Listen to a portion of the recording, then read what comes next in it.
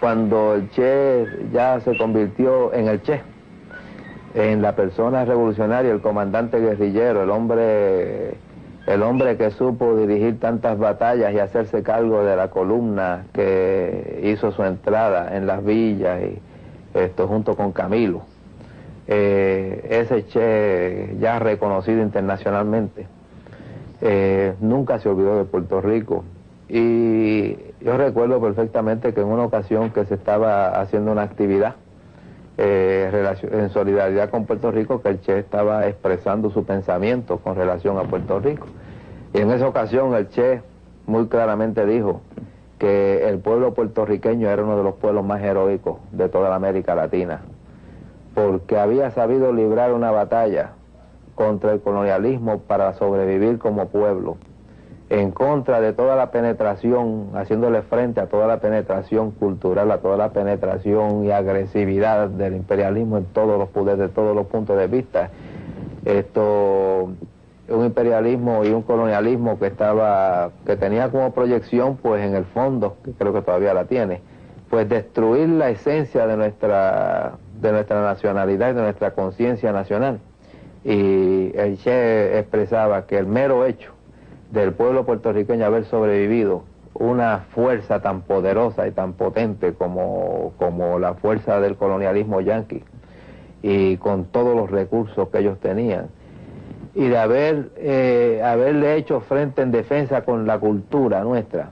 El Che entonces planteaba que este era uno de los pueblos más heroicos y que el pueblo de Puerto Rico tenía que tener reconocimiento de toda la América Latina como tal. La Resolución 1541 de las Naciones Unidas exige que la metrópoli, o sea, el poder colonial,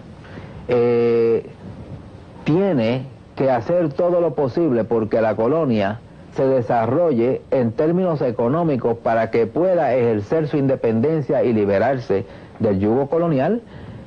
Y para lograr eso se plantea claramente que la metrópoli tiene que ayudar a fomentar la economía independiente de la colonia.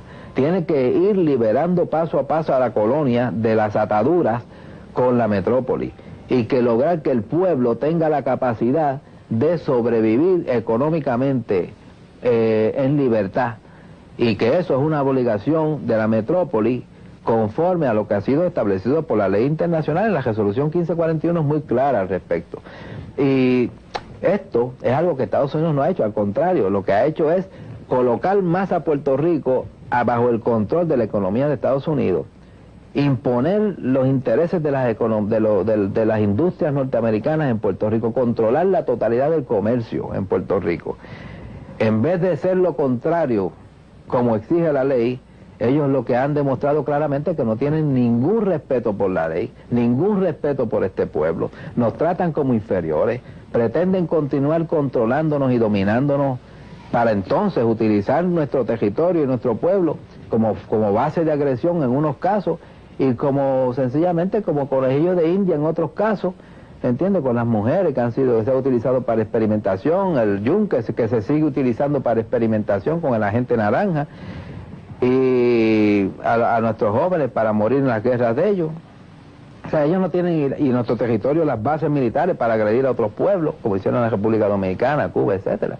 Yo creo que ellos no tienen la intención de aplicar la ley, ellos lo único que tienen se ve claramente, la práctica así lo demuestra, que lo que ellos hacen todo es violatorio de la ley y conforme a sus intereses, nada en favor del pueblo puertorriqueño. En el 50 había una lucha revolucionaria en este país, capitaneada por el Partido Nacionalista. Una lucha que estaba verdaderamente gestándose con fuerza, estaba bastante organizada, independientemente de que por diversos tipos de problemáticas fue violentamente reprimido, que esta fue la función del FBI y de las fuerzas coloniales del momento. Pero había esa presión de lucha, había esa presión popular, había esa expresión legítima de pueblo como alternativa para el pueblo, que era constituirse en una república totalmente independiente y lograrlo por medio de lucha de verdad que independiza, porque es lo que se gana por derecho propio, y hay una diferencia en lo que te ganas y en lo que te dan muy grande. Y la amenaza bien grande es que el temor de ellos es que nosotros ganemos la independencia, porque una independencia que se gana así es independencia incontrolable, porque nadie va a pelear y nadie va a luchar de esa forma para después entregar lo que costó sangre, lo que costó esfuerzo, lo que costó vida, lo que costó sacrificios extraordinarios, ¿verdad? Eso no se puede controlar, porque es el pueblo el sacrificio, y el sacrificio del pueblo es incontrolable en términos de los resultados que el pueblo puede obtener con ese sacrificio. ¿Y qué hicieron? Reprimieron violentamente, de una manera increíble, bombardearon un Utuado, utilizaron con ametralladoras al nacionalismo, ¿verdad? Coja esa etapa histórica y coloque la lucha de los macheteros y lo que estaban logrando los macheteros y lo que estábamos logrando en ese momento cuando se da la represión, y usted verá que hay una analogía, un movimiento surgiendo con fuerza, desarrollándose, ofreciendo una alternativa muy legítima y de mucha dignidad a un pueblo. Esos eran elementos análogos.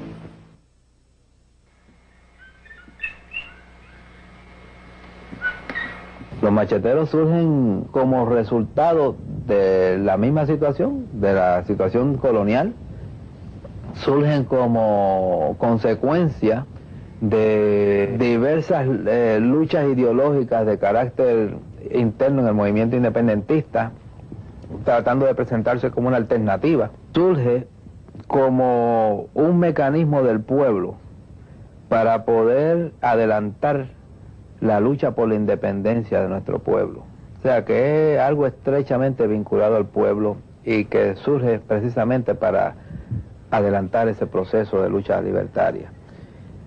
Surge en las condiciones específicas y en las concepciones específicas, precisamente porque es una profundización y una agudización de unas concepciones clandestinas.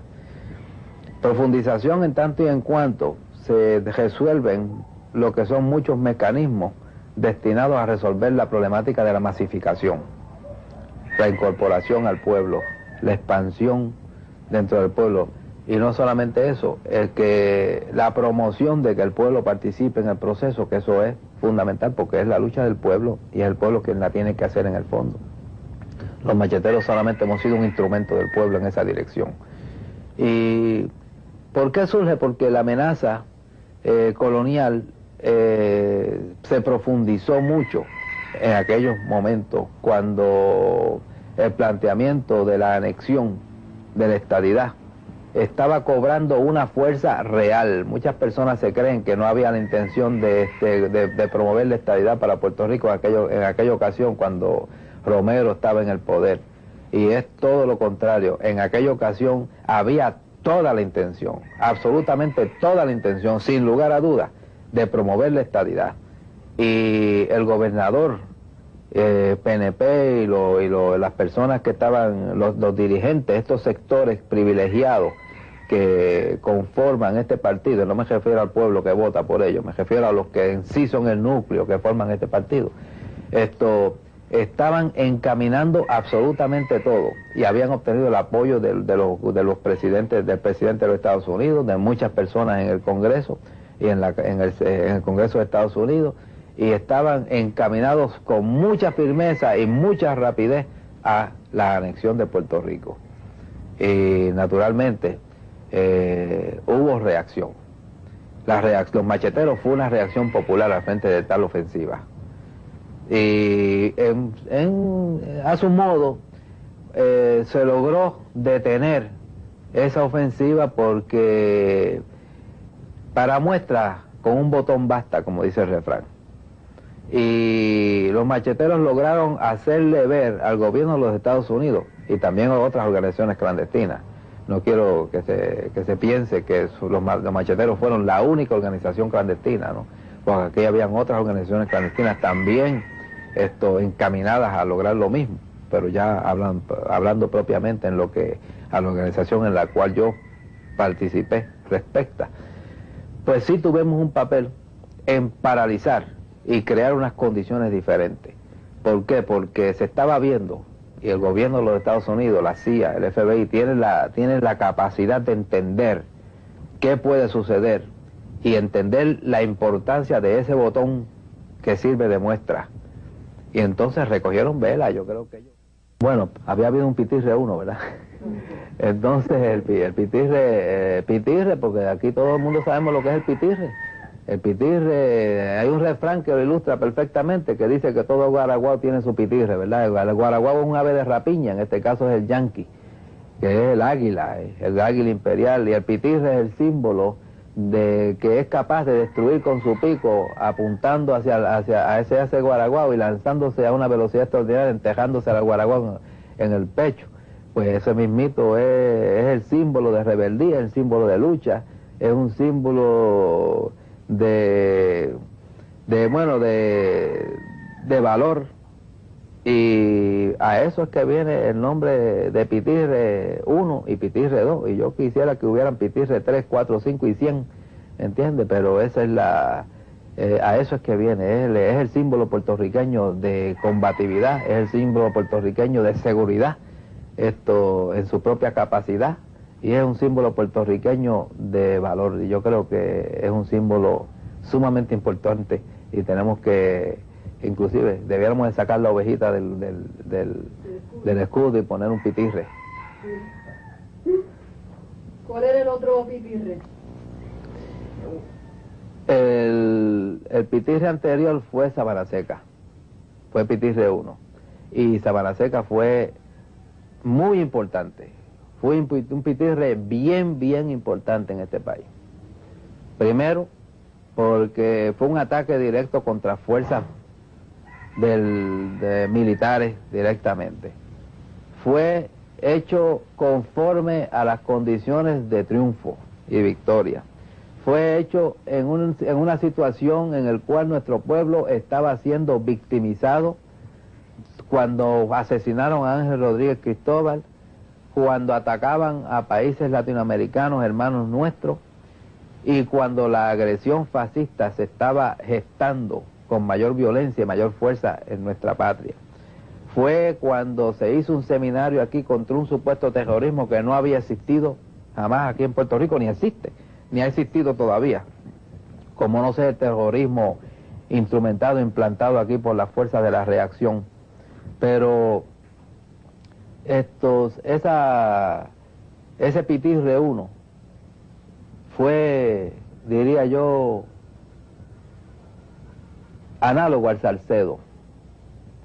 Cuando aquellos indios puertorriqueños tomaron a Salcedo, le ofrecieron que le iban a cruzar el río en sus hombros, y cuando llegaron al centro del río, hicieron con Salcedo lo que tenían que hacer para demostrar que no eran dioses, y para demostrar que ellos sí podían vencerlo, y que sí podían conquistar la libertad. Y después estuvieron mirando allí por 48 horas y vieron que le pasó igual que le pasa a todo el mundo, pues se desintegró. Pues entonces esto tiene psicológicamente ese mismo efecto. Naturalmente, yo sé que han habido muchos comentarios, y tratando particularmente de la inteligencia yanquizante, tratando de desvirtuar el contenido, tratando de deshumanizarlo. Eso no fue deshumanizante, fue humanizante. Y eso obedeció, y lamentablemente a nadie le gusta las pérdidas de vida, pero aquí han habido muchas pérdidas de vida. Aquí se sigue matando gente, aquí sigue muriendo gente, y sigue desapareciendo gente, y sigue atropellándose gente, y gente puertorriqueña, y gente patriota, ¿entiendes? Y tenemos las cárceles norteamericanas llenas de presos puertorriqueños, que lo único que queremos es libertad. En otras palabras, eso fue un gesto de lucha, un acto libertario, y fue un acto revolucionario, fue una expresión clara de que el enemigo está aquí, en esta patria, y tenemos que sacar a este enemigo de aquí para poder ser libres, y que ese es el enemigo, el ejército norteamericano, las fuerzas de opresión norteamericanas, las fuerzas de intervención en este país norteamericana, todo lo que se impone para mantener a este pueblo doblegado, controlado, sumiso, y yo creo que eso que se señala, y a eso hay que rebelarse para destruir ese tipo de elemento retrógrado que impide que nosotros adquiramos conciencia de seres humanos libres, igual a cualquier otro pueblo. La ciudadanía nuestra, la ciudadanía puertorriqueña, eso nosotros reclamamos nuestra ciudadanía puertorriqueña todo el tiempo, inclusive ahora, ¿verdad? Que por eso es que luchamos. Puerto Rico tiene que ser libre, tiene que ser independiente. El que desee vivir en Puerto Rico debe de estar claro de que esto es Puerto Rico y de que aquí hay un pueblo y que la ciudadanía tiene que ser puertorriqueña.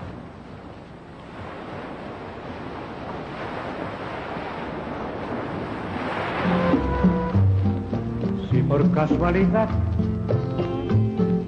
duermes y sueñas que te acaricia la brisa y sientes que el rocío mañanero besa tiernamente tu mejilla y el aroma del café te hacen costillas, seguro sueñas que estás en Puerto Rico.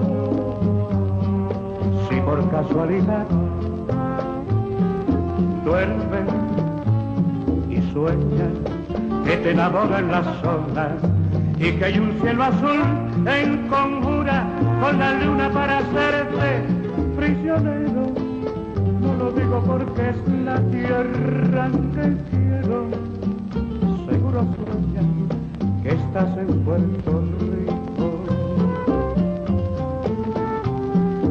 Yo no puedo ocultar el orgullo que siento de ser puertorriqueño y que mi pensamiento, no importa dónde voy, se fuga hacia la islita, no importa dónde voy, a la tierra bendita, mi pensamiento vuela.